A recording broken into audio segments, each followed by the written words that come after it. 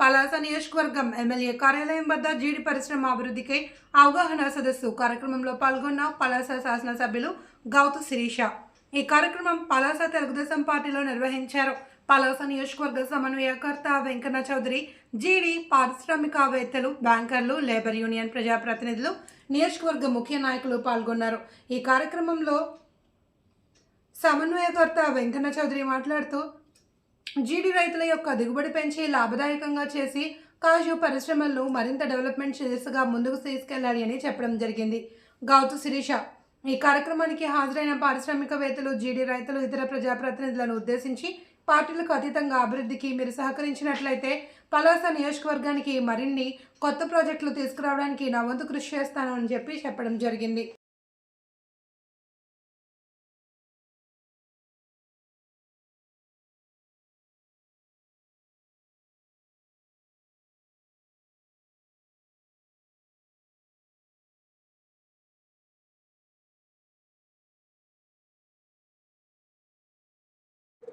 అర్థవంతమైన చర్చ, ముఖ్యంగా మన పలాస అభివృద్ధికి అవసరమైన ఈ కార్యక్రమాన్ని ఇక్కడ ఏర్పాటు చేసిన పెద్దలకు, ఇక్కడికి విచ్చేసిన రైతు సోదరులకు, అలాగే కార్మిక నాయకులకు, ముఖ్యంగా పారిశ్రామికవేత్తలకు, హార్టికల్చర్ అధికారులకు, మీడియా మిత్రులకు అందరికీ కూడా పేరు పేరున నమస్కారం తెలియజేస్తున్నాను. ముఖ్యంగా బ్యాంకర్స్, జెండా పట్టుకొని కండువా వేసినంత మాత్రాన ఎవరు నాయకులను కాలేమండి. మన బాధ్యత ఎప్పుడు పూర్తవుతుందంటే మన మీద నమ్మకంతో వచ్చిన వాళ్ళకి అభివృద్ధి చూపించడం అనే విషయంలోని బాధ్యతగా ముందుకెళ్ళిన ప్రతి ఒక్కరు నాయకులు అవుతారు. ఈరోజు పలాస శ్రీకాకుళం జిల్లాలో ఏ నియోజకవర్గానికి లేని ఒక ప్రత్యేకత. పలాస అంటే జీడిపప్పు, పలాస అంటే తెల్ల బంగారం, పలాస అంటే ఉద్దానం పేరుతో వెళ్తున్న మన పలాసాని ఎలా ముందుకి తీసుకువెళ్ళాలా అంటే పండించే, ముఖ్యంగా ఈరోజు మనం మాట్లాడుతున్న సబ్జెక్ట్ లో పండించే రైతు, దాన్ని కొనుగోలు చేసిన వ్యాపారస్తులు, దానిని కమర్షియల్ గా మార్చి మార్కెట్ లో తీసుకొస్తున్న ఇండస్ట్రియలిస్టులు, ఫైనల్ గా కొనుక్కుంటున్న కొనుగోలుదారుడు కూడా ప్రతి ఒక్కరు కూడా లాభపడేలా ఒక ఇండస్ట్రీని పలాసలో మనందరి సహకారంతో ముందుకు తీసుకెళ్లాలని ఒక మంచి ఆలోచనతో ఈరోజు ముందుకు వచ్చిన ప్రతి ఒక్కరిని, ఇందాక పెద్దలు అన్నట్టు ఒక పాజిటివ్ వైబ్స్ తో, ఎందుకంటే బాధ్యత అనేది ఒక్కరిది కాదు. ఈరోజు మనం అన్నం తింటున్నామంటే విత్తనాలు వేసేవాళ్ళు, దానికి ఎరువులు వేసేవారు, పండించేవాళ్ళు, మిల్లర్స్, ప్రతి ఒక్కరు సహకారంతో మన దాకా వస్తుంది. ఈ రోజు ఇండస్ట్రీని అందరూ లాభపడేలా ముందుకు తీసుకుని వెళ్ళి పలాసకి ఒక మంచి చేయాలంటే ఈరోజు ఇక్కడ పాల్గొన్న ప్రతి రంగంలో ఉన్న వాళ్ళు మనస్ఫూర్తిగా బాధ్యత తీసుకుంటే ఖచ్చితంగా మనం చేయగలం. ఎందుకంటే ఒక మంచి టీంతో ముందుకెళ్తున్నాం. టీం అని ఎందుకన్నామంటే టీం వర్క్ చేసిన ప్రతిదీ ఒక మంచి అభివృద్ధితోని ఖచ్చితంగా మంచి ఫలాలు ఇస్తూ ముందుకు వెళ్తుందండి. ఒక మంచి కూటమి ప్రభుత్వంలో ఉన్నాం. రైతే రాజు అన్న మాటలు కాదు, ఆ మాటలను అక్షరాల అమలు చేస్తూ రైతుకి ప్రతి ఒక్కటి అందించే, వాళ్ళు పండించే ప్రతి వస్తువును కూడా ఈరోజు ధర ఇచ్చి కొనుగోలు చేసే ఒక మంచి ప్రభుత్వంలో ఉన్నాం. అలాగే మన శ్రీకాకుళం జిల్లాకి, మన పలాసకి మరొక వరం ఏంటంటే మన జిల్లా నుంచి రాష్ట్ర మంత్రిగా, కేంద్ర మంత్రిగా ఉన్న కింజరపు కుటుంబం. ఈరోజు ఏదైతే సబ్జెక్ట్ ఈరోజు మాట్లాడుతున్నామో ఆ శాఖ మంత్రిగా ఉన్న అచ్చెన్నాయుడు గారు, పూర్తి అవేర్నెస్ ఉన్న అచ్చెన్నాయుడు గారు, మనకి కేంద్ర పరంగా ఎటువంటి పర్మిషన్లు కావాలన్నా పోరాడి తీసుకొచ్చే మన రామ్మోహన్ నాయుడు గారు మనకు ఉండడం, ఇలాంటి టైంలో కాకుండా మరి ఏ టైంలో మనం అభివృద్ధి చేసుకోగలమో ఒక్కసారి మనందరూ ఆలోచించాలి. ఇందాక ఒకళ్ళు పెద్దలు మాట్లాడుతున్న వాళ్ళు అన్నారు, పరిశ్రమలు రావాలి, పరిశ్రమలు వస్తేనే మన వాళ్ళకి వలసలు వెళ్లకుండా ఉంటుందని. కొంచెం కష్టమైన ఒక మాట అనదలుచుకున్నానండి. పరిశ్రమలు రావాలంటే వాళ్ళకి అన్ని సౌకర్యాలు, అన్ని రకాల ఇబ్బందులు లేకుండా మనం ఇక్కడ కలిగించాలి కదా. ఒక పరిశ్రమ పెట్టాలంటే కనీసం 25 నుంచి 50 సంవత్సరాలు ఆ పరిశ్రమ ఒక నిలగొక్కుంటుందంటేనే బయట నుంచి వచ్చి కోట్లు ఇన్వెస్ట్ చేస్తారు.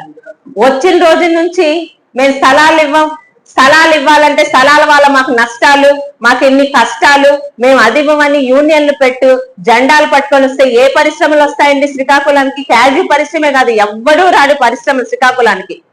హెచ్ఎల్ దాటి ఏ పరిశ్రమలు శ్రీకాకుళం రాకపోవడానికి కారణం ఎప్పుడైనా మనం ఆలోచించామా? నాయకులు కాదు, అధికారులు కాదు, అమాయకమైన మనల్ని ఆడిస్తున్న కొంతమంది మూర్ఖులు, అభివృద్ధి నిరోధకులు. నేను ఆ మాట ఖచ్చితంగా అని తీరుతాను.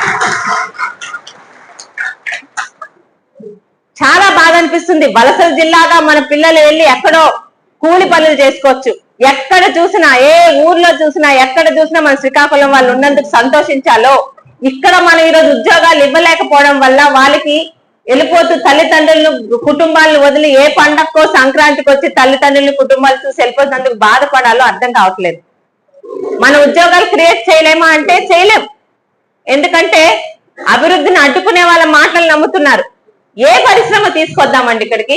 హెచ్ఆర్ల వరకు ఉన్న పరిశ్రమలు ఈ రోజు ఇక్కడ పెడతామంటే సహకరిస్తారా? మనం ముందు వచ్చేస్తారు పర్యావరణ శాస్త్రవేత్తలు అని. వాళ్ళ ఇంటి ముందున్న కుళాయి కనీసం కాలువల్ని క్లీన్ చేసుకున్న వాళ్ళు కూడా ఇక్కడ ఈ రోజు శ్రీకాకుళం జిల్లా గురించి నేను మాట్లాడుతున్నాను. పర్యావరణ ఏమంటారండి? పర్యావరణ పరిరక్షకులు. చెప్పాను కదా, ఇంటి ముందు కాలువలు క్లీన్ చేసుకోరు, ఇంట్లో చెత్తని ఎక్కడ పడేస్తారో తెలీదు. మాట్లాడితే రాజకీయాల గురించి వస్తున్నారు. ఒక్కసారి గెలిచాక రాజకీయం పక్కన పెట్టి మనం మన ప్రజలకి ఏం చేయాలో ఆలోచిస్తే, నిజంగా మనం ఎన్నిసార్లు ఎమ్మెల్యేగా చేసాం, ఎంతమంది మీద పోలీస్ కేసులు పెట్టాం, ఎన్ని కొండలు మింగేసాం అన్నది కాదు. ఈ రోజు మన తరంలోనే మనం ఏం చేసాం. నిజంగా ఒక ప్రజానాయకుడికి ఎప్పుడు నిజమైన సంతోషం ఉంటుందంటే, నా వల్ల ఇంత మంది బాగుపడ్డారు. ఏ పార్టీలన్నా కానివ్వండి, ఒకసారి గెలిచాక పలాసాల్లో ఉన్న ప్రతి వీధి, ప్రతి వాడ, ప్రతి గ్రామంలో ఈరోజు అభివృద్ధి జరగాలని కోరుకుంటున్నాను నేను. 80% మంది మనతో ఉంటే ఆ 20% మంది మూర్ఖులు ప్రతి దగ్గర ఉంటారు. వాళ్ళని మనం ఏం అనలేం. పక్కన పెట్టి మరంతా చూడండి, అరిచే వాళ్ళని అరవనివ్వండి, మనం పని చేసుకొని ముందుకు వెళ్తాం. ఎందుకని ఈ మాట ముందే చెప్పానంటే, అందరూ అభివృద్ధి అభివృద్ధి అని మైకిస్తే మాట్లాడతారు. అభివృద్ధి చేస్తామంటే సహకరించే వాళ్ళు ఎంతమంది ఉన్నారో ఒకసారి ఆలోచించుకోండి. అది సహకరించని మూర్ఖంగా మాట్లాడే వాళ్ళ గురించి మాట్లాడుతున్నాను తప్పితే, ఈ రోజు ఇక్కడికి వచ్చిన ప్రతి ఒక్కరు చాలా పాజిటివ్ వైపుతో ముందుకెళ్తున్నాం. ముఖ్యంగా ఈ రోజు ఉన్న టీం వర్క్, మన జిల్లా కలెక్టర్ గారు కానీ ప్రతి ఒక్కరు కూడా పలాస అంటే జీడిపప్పు పరిశ్రమని అభివృద్ధి చేయండి అంటే, ఈరోజు పిక్కలు ఎవరు వచ్చినా పలాస నుంచి వస్తుందంటే పలాసలో జీడిపప్పు చాలా తక్కువకు వస్తుందంటే తెచ్చిమన్న వాళ్ళే. పలాసలో జీడిపప్పు తక్కువ ఎక్కువ కాదు, దాని వెనకాల అందరి సమస్యలు ఉన్నాయి.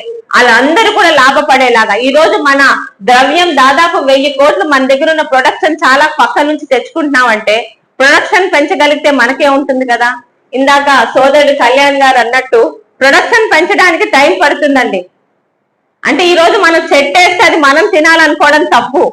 మన మనవళ్ళు మన పిల్లలు తినాలనుకొని ఒక మంచి ఉద్దేశంతో వేస్తే ఏదన్నా బాగుపడుతుంది.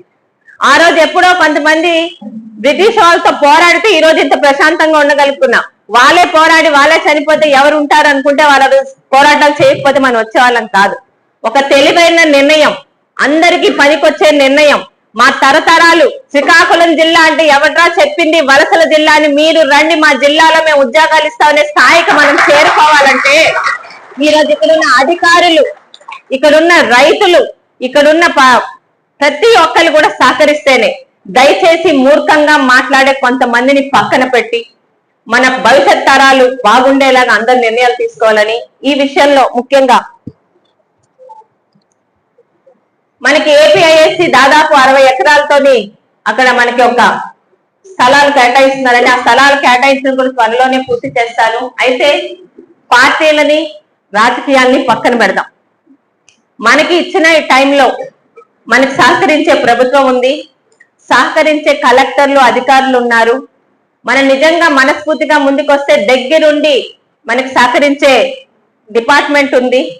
అలాగే ముఖ్యంగా ఇక్కడున్న వేరే దేశాలు వెళ్ళి కూడా ఒక అవగాహనతో ఉన్న వ్యాపారవేత్తలు ఉన్నారు. మీరందరూ సహకరిస్తే గవర్నమెంట్ పరంగా రావాల్సిన ప్రతి పర్మిషన్స్ కానీ మనకి రావాల్సిన సహాయ సహకారాలు తీసుకురావడానికి నేను ముందున్నాను. అయితే నా ఒక్కరి వల్ల కాదు, మీ అందరి సహకారం ముందు. నేను చేయాల్సింది నేను చేయాలి, ఈ టీం వర్క్ లో మీ అందరూ చేయాల్సింది మీరు చేయాలి. ముఖ్యంగా అచ్చెన్నాయుడు గారు ఇదే శాఖకు ఉండడం మనకి లభించిన ఒక అదృష్టంగా భావిస్తూ, ఆయన చెప్తే రాష్ట్ర కేబినెట్ లోని ఆయన మాటకి ఎంత విలువ ఇస్తారో ఇతర మంత్రి సహచరులను కూడా మాట ఇస్తూ, అవసరమైతే కేంద్రంలో మనకి అన్ని పర్మిషన్లు తేవడానికి మన యువ నాయకుడు రామ్మోహన్ నాయుడు గారు ఉన్నారు. ఇలాంటి టైంలో కాకపోతే ఎప్పుడు చేసుకుందాం? అవకాశం ఒక్కసారి వస్తుంది. అవకాశాన్ని వదలడం మీద మన ప్రాంత అభివృద్ధి ఆధారపడి ఉందని చెప్తూ ఒక ఫలవంతమైన చర్చ జరిగింది. అన్ని రకాల పర్మిషన్స్ కి నేను బాధ్యత తీసుకుంటాను.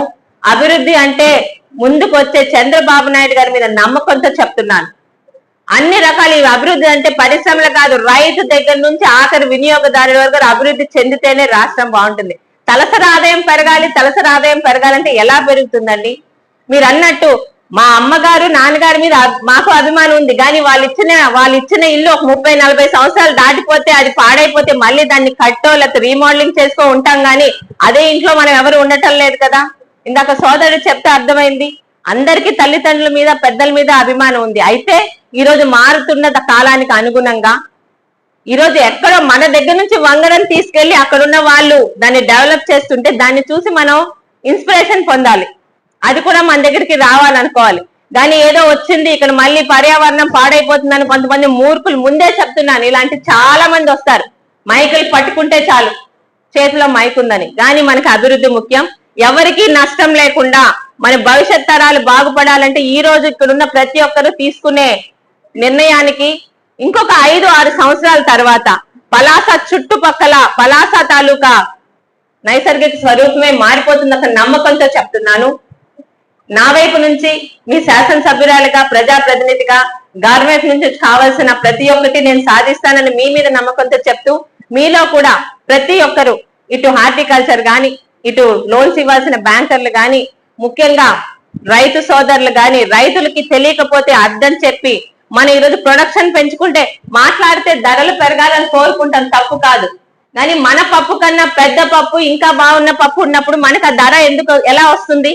అలాంటప్పుడు కనీసం ఆ స్థాయిలో ఉత్పత్తి చేసేలాగా మనం కూడా చూసుకోవాలి కదా. మేము ఇదే ప్రొడక్ట్ తో ఉంటాము, ఇక్కడే ఉంటాం, మేము మారడం, కానీ మాకు ధరలు పెరగాలి. మాకు ఎంతసేపు వ్యాపారస్తులు మోసం చేసేస్తున్నారు అంటే రెండు పరస్పర ఉండాలి. గౌరవం అనేది వాళ్ళు బాగుపడాలి, మీరు బాగుపడాలి. మార్పుతోనే అభివృద్ధి సాధ్యమవుతుంది. మార్పు రానంత వరకు ఎక్కడ అభివృద్ధి జరగదు. ఈరోజు 24 గంటలు పల్లెటూరులో కూడా ఈ ఫోన్ పట్టుకోకుండా ఎవరు లేరు. మరి ఈరోజు ప్రతి ఒక్కరు చెప్తున్నారు, ఈ ఫోన్ చూస్తుంటే కళ్ళు పోతున్నాయి, స్క్రీన్ వల్ల ఈ ఫోన్ చెవిలో పెట్టుకుంటే చాలా రకాల వ్యాధులు వస్తాయి, కానీ ఈ ఫోన్ వదులుతున్నామా? మరి ఈ ఫోన్ కి ఇంత అలవాటు పడిపోయిన వాళ్ళ ఈ రోజు ఇక్కడ ఇండస్ట్రీలు లేకపోతే అభివృద్ధి జరిగితే మాత్రం అడ్డదిడ్డంగా ఎవరో మన ఏరియా కాని వాళ్ళని తీసుకొని వచ్చి మాట్లాడుతుంటే ఎక్కడ జరుగుతుందండి అభివృద్ధి? ఈ రోజు మాట్లాడిన ప్రతి ఒక్కరికి అడుగుతున్నాను, ఇక్కడ మాట్లాడే మాటల మీద ప్రతి ఒక్కరు నిల్చోండి. అభివృద్ధి జరగాలంటే మార్పు రావాలి. మార్పు ఎవరికి ఇబ్బంది కలిగించేలా వస్తే ఇదే ఏరియాలో అందరూ ఉన్నాం. మన పక్కింటి వారికి కాలుష్యం వస్తే మనకే వస్తుంది. అంతేగాని మేము రావాలని చెప్పుకున్నప్పుడు ప్రతి ఒక్కరికి ఇబ్బంది పడేలాగా ఎవరికి చెయ్యం. ఈరోజు జీడి పరిశ్రమ ద్వారా పలాస తలరాత మారుతుంది.